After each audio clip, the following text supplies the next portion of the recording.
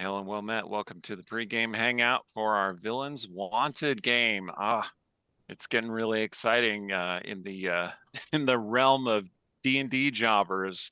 But first, we're just gonna hang out in a casual way, chat about life and stuff before the game gets going. How are you all doing? How is your Wednesday treating you? Apparently, Yang Yang has no meetings on Wednesdays, which is pretty great. And Yeah. also rude of him. Yeah, but I'm also incredibly busy, and Yeah. I really wish I had an extra 3 hours before this game. Mhm. Mood. So you really need those no meeting Wednesdays, huh? Yeah. But yeah, I appreciate it. I appreciate the fact that most people in the company respect that. It's great. I can't. I'm trying to think of a company that would not benefit from having no meeting Wednesdays, but I'm not coming up with anyone. Anyway, I spent the last couple of days, but tried to do more today of video editing hey, Oh, nice. cool. for one of our upcoming series that's going to be returning at some point. I think I can just say that I'm editing Isekai Realms videos. That's what I'm doing. Hey. Oh, that's awesome. Yep. Yep. That That got the game's first going pretty well. got the first episode down of book 2. Need to wait on some files so I can start editing the next couple of episodes. But then, like, I think we've got 5 in the can. Yep. Yep. And this is episode 5 of Villains Wanted. Yes. It's gone so fast. It's going Did so it? fast. Yeah, I feel like we just started, and then like everything that's happened in the middle is like one episode, and now suddenly we're in episode 5.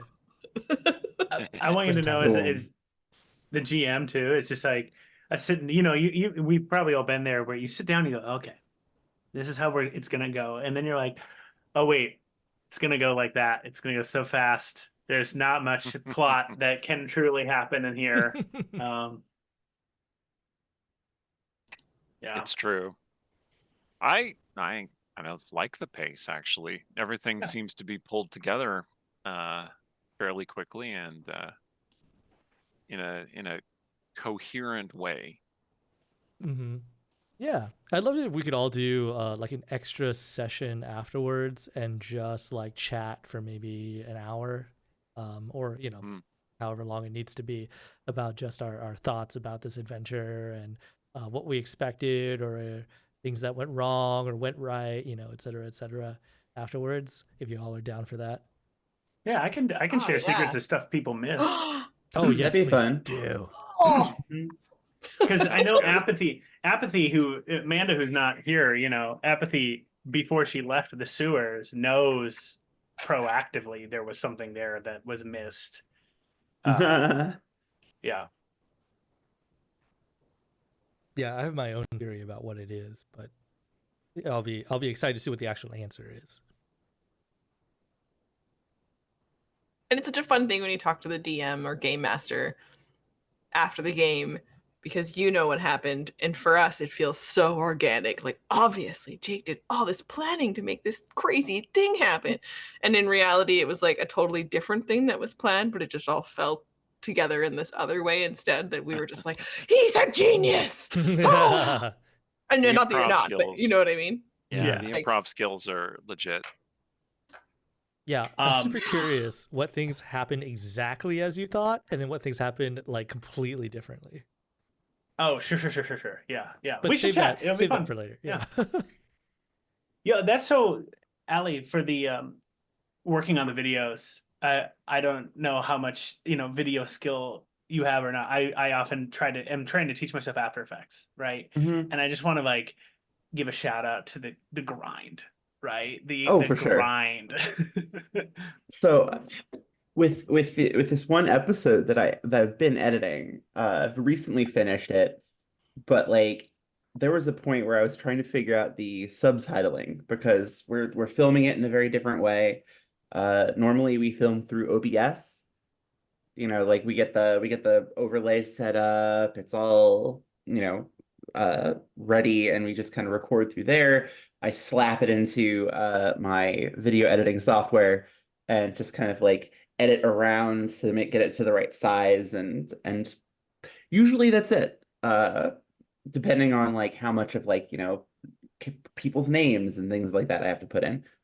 Because like Isekai last season, I was doing the video editing, and it was like, oh, we've got the videos, but like they didn't load. I wasn't doing the recording, so we didn't load any of like the character portraits or the people's names and stuff into the overlay. So I had to do all of that by hand for every single episode. Oh man. That's a It, mess. it was well, so it was easy after the first time because I set up a master file and I just loaded each video into the master file, and everything was already lined up. So it was just like boom, Sweet. boom, boom, boom. As long as nothing Yeah. moved.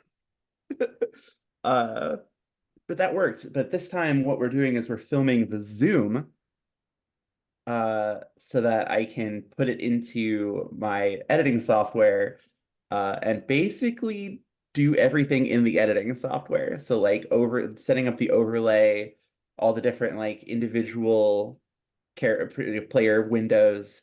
Yeah. So I was trying to figure out the subtitling because we can't use PubNub or Google Chat through that. So You still could, but we could chat about that later. okay, I'm curious about that. But yeah, definitely. So what I ended up trying to do is I use Filmora, and there's a speech to text function. And I had it load up the subtitles in such a way that it was basically putting each individual phrase, like it would chop it up into phrases on the timeline of the video.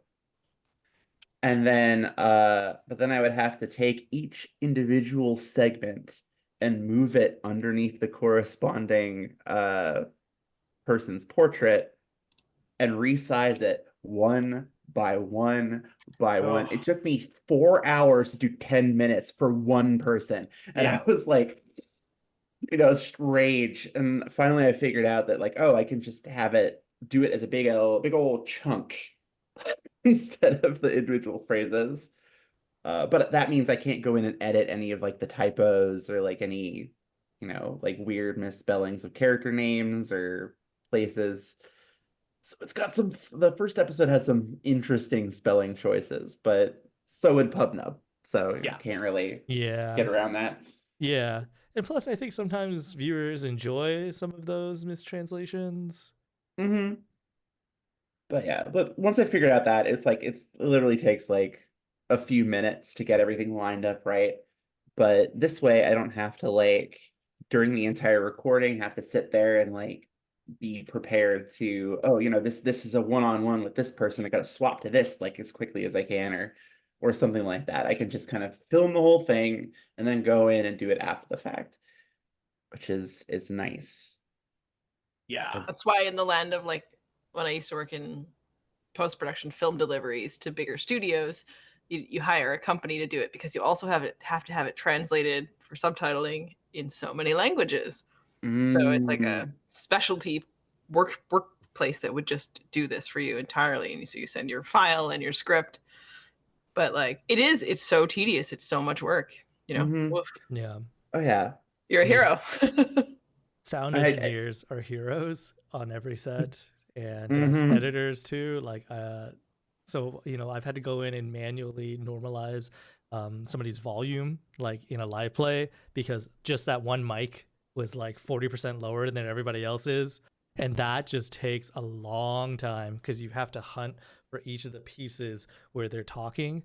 You could use one of the like the AI learning plugins to sort of normalize everybody's sound, but it causes some weirdness and it doesn't catch everything. So Yeah. you still have to go and review it.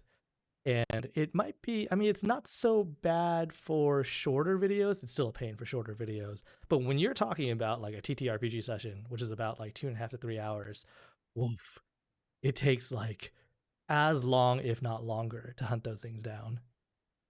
Shout out to all of our tech people. Yeah, we just have a Good big job. tech /drink fest later. Let's drink some on me. Let's go. Right. Right. Yeah. Yeah, I- it's oh, go ahead. I No, finish it. Finish your thought there. And I'm I was just well, I was gonna say like I like the way we're doing things now. It puts a lot of extra work on me, but at the same time, I'm able to do a lot more with it. Like, I it gives me a lot more freedom. So I'm glad for that, but definitely learning some stuff as I go. But hey, stuff I could use down the line, maybe for stuff that pays me. Yeah. Totally. Yeah, I find it totally empowering too. Like you learn how to really like work smarter, and also Mhm. you really begin to visualize and how to play with all the little individual pieces of any piece of Definitely. Mhm. I mean, like, it's interesting too, because I used to do sound for my high school's theater class, basically, back in the day. So, like, I've always kind of liked this kind of stuff. It was fun. Nice. A dream of mine. Don't know about anybody else. A dream of mine would be to Foley artist for a little while. It looks Mm. so. I'm sure it's so hard, and whoever did the dice noise, kudos to you in that moment in time. But it's probably so hard. But what a goofy way to and like neat way to look at the world. It's you're like, okay, how do I make that sound? When I Oh, was working absolutely. at Airbud, all the post production people are in the same house. So I was supervising editorial. So picture wing, we're in one side, and then all the VFX artists are at the other end of the building, and in between us was sound. So, and we have the facility, but if the Foley artists were in, you would just have the most interesting people come out of there on their way to the bathroom because like they'd be wearing slippers of like whatever crazy look because they're trying to make a particular sound on this like floor.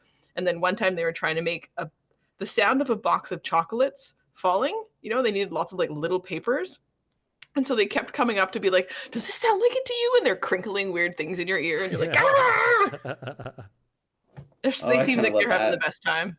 That's great. Roz, I have to ask you now. Have you met Airbud? I've met several Airbuds. You met? Oh my god! The original Airbud, no, but one of the Airbud puppies, who's in one of the puppy movies, would come around the studio sometimes. His name was Bruce, and he was good boy. Nice. You could never leave a bagel or a muffin around though. Like if Bruce was on site, like danger. You could see people see Bruce in the hallway, and then they would have this look on their face, like, oh, "I left something on my desk," and they would just like run down the hall and be like, "Your muffin's gone, bro. I'm so sorry." I love how our audience who's watching it, you're shattering the Airbud reality right now. Like somebody's like, no, it was the same Airbud the entire time. Yeah. No. When I was Absolutely. working That I was gonna say that Yeah, absolutely that yeah. dog's been alive since when? all dogs in every movie are still alive. Yep. Yeah. That's right. Always. I watched it like a documentary about Airbud. I think it was the OG Airbud. I know. But it was about like how do they get the dog to do the tricks and stunts and the labor done to like make sure it was one safe for the dog to like jump off the house and to get the dog to do all the things. And it's just so interesting to hear how much work it takes to just get the dog to be like, yeah, I am comfortable jumping off this house. I am, yeah, I feel good about this. And you're like, dang. They get so good at being actors that it's hard to get them to be dogs. Oh, interesting. So there was a scene where they were trying to do getting the dogs to chase balls, and they're like, "Well, you just throw the ball and the dog will chase it." And they're like, "Well, not these dogs. Like they'll only do it if you tell them to." And they're ready to go, and they're always looking to their trainers. And then our VFX team paints out the marks on the floor. So when you would see the dog will always walk over to a spot and look down. Did I hit my mark? Oh, And then look back up again. But then VFX gets rid of the marks. So it's cute because it just looks like they're thinking. They're like, huh, yeah. Oh, yeah, I'm going to answer this question now. Oh my So god, cute. that's Nice, nice. incredible. I did hear it's I don't know if this is true or not, but I keep seeing something that talks about how like when they have to have dogs act aggressively or appear like threatening in TV shows and movies, a lot of the time they have to like digitally replace the tail. So it's like because there's just like sure they'll be acting menacing, but their tail's like going like I'm doing such a good job. I'm a good boy. Yeah. Wrong emotion for the scene, dog. Dogs are very emotional creatures and Mhm. we lose sight of that pretty It's the easily. golden retrievers. That's why they're so popular in those films because their eyebrows are so expressive. Now we do it a lot with visual effects too, but yeah, they just move their faces like people do. Nice. So Like, cute. the thing that you were saying about, oh, we can't leave a muffin around or else like this dog will eat it. I wish that applied to actors, like human actors too. Like I would be that human actor. Like people were like, Yang Yang's on set. Oh no, I left that cookie on my desk and it's just gone because I've already eaten it. Too Don't- late, Too fool. late. And I gotta redo my makeup because I got crumbs on my face and chocolate smeared across, you know. Yeah. Live your best life though. Like don't let them put you down in this mode, right? Make that part of the brand. Make that part of who It's you part of my who you brand. are, you know? I recently at work, people have been starting to be like, Jake, you have a brand. Like people are like, oh, that's on brand Oh. for you, right? And it Hmm. was me saying that a very fun, like maybe second or third date is to play the OG Nancy Drew games. Because those are both wild and just a good time. And initially I announced this should be your first date. And everyone at the office is like, I don't know if that is a good first date. And that's what you got to do, Yang Yang. You got to just be ruthless about the muffins, right? You just be like, Yeah. and if somebody goes, what the hell? You're like, I'm sorry. I'm nurturing an image of myself. I'm building that brand, right? I'm gonna Yeah. bring a set of muffins to the next writers retreat, and I'll expect them to be gone the first afternoon that we're there. I feel like Jake is very good at establishing his brand because I'm pretty sure you've talked about dating in Nancy Drew games on this Yes, pre-show I hangout. think I did so. last week. Yeah. Consistent. But it was very on brand, is what we're saying. Yeah. Speaking of tearing off food that cannot be left out around this entity. So I was having a Friendsgiving one year, many years ago, and we're all hanging out and we're having pie and we're having drinks and we're chatting about geeky stuff and whatnot. And we had left all the food out. And all of a sudden, from the other room, the dining room, there's this huge like a big clattering sound. And here comes my incredibly dumb orange cat with this whole turkey leg in his mouth, just like running around the room. And he didn't realize that we were in the living room. And he was like, no. And so he just like spins around desperately and heads the other way. It was hilarious. My animals cannot be left around food. Does your orange cat occasionally get the orange cat brain cell? Or is he skipped a lot?